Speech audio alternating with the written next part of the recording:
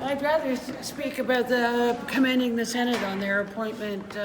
Their strong recommendations on Senator Beyak. I think this is really important, and we await the decision of the chamber. But I think that they did an important piece of work, and finally, those racist letters will have to come down.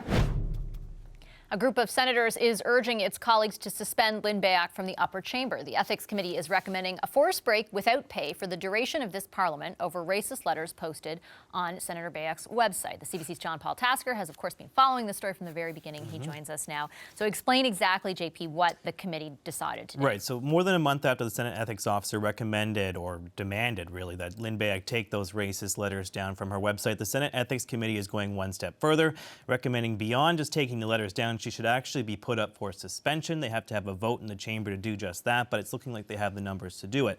The Senate Ethics Committee has reviewed the letters. They've evaluated her conduct to this point, and they say that she does deserve a fairly severe punishment for putting those letters up on her website in the first place. So essentially, it's a 6-month suspension.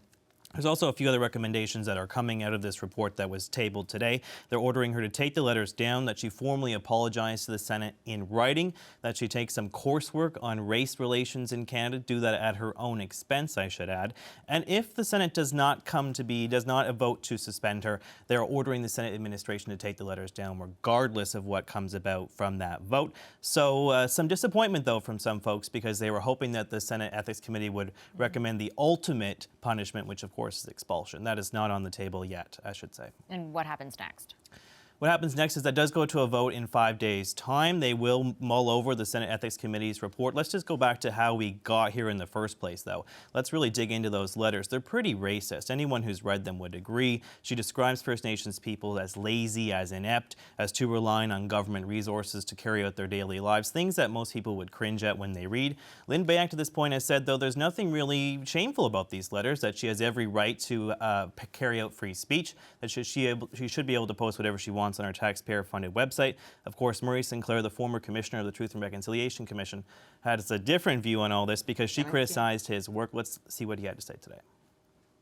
I think it's a reasonable report, a reasonable set of recommendations, and I think most senators are reasonable. I expect that they will look at it carefully and come to their own decisions, but the reality is I think that for the good of the Senate and the reputation of this institution, I think we need to look carefully at what the committee's recommended and go forward with that. So look closely at that, of course. She has said the letters are edgy and opinionated. The chamber will decide if they're just edgy and opinionated or if they're racist, warranting a suspension. All right. Thank you so much, Thanks, JP. The CBC's John Paul Tasker. We wanted to get some reaction to this call for Lynn Beyak's suspension. Earlier, I spoke to Pierre Dalphond, a Quebec independent senator and a member of the Senate Committee on Legal and Constitutional Affairs. Here's part of that conversation. Pierre Dalphond is a Quebec independent senator and a member of the Senate Committee on Legal and Constitutional Affairs. He joins me now. Hi, Senator. Nice to see you. Nice to see you, too. Thank you very much for coming in. I want to, of course, get to the original subject of this interview, which was to be Rona Ambrose's bill on mandatory sexual assault training for judges. But we did just get some news out of the Senate today, and that is the suspension, as we've just described, of Senator Lynn Beyak. Do you think that the conclusion of the committee, that action, suspending her, goes far enough? I think that it was necessary.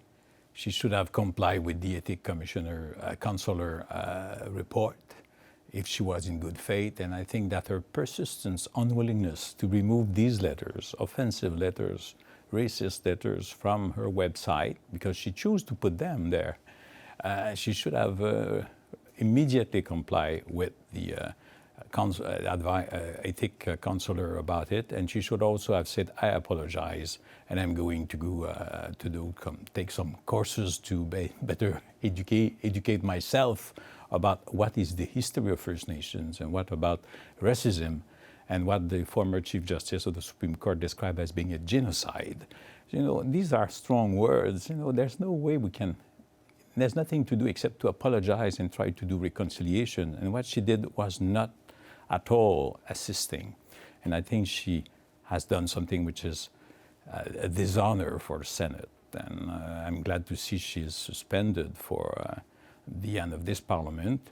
And I think that she should seriously consider if maybe it's time to do the honorable thing and maybe move on.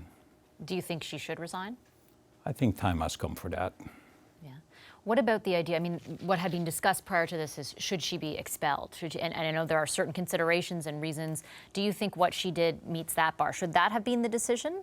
Well, the committee certainly did for a long decision. They explained exactly what they done, and I was not member of the committee, and I certainly defer to their appreciation of the considerations. But beyond that, I think that somebody also has to ask herself, she should, as a senator, ask herself some fundamental questions.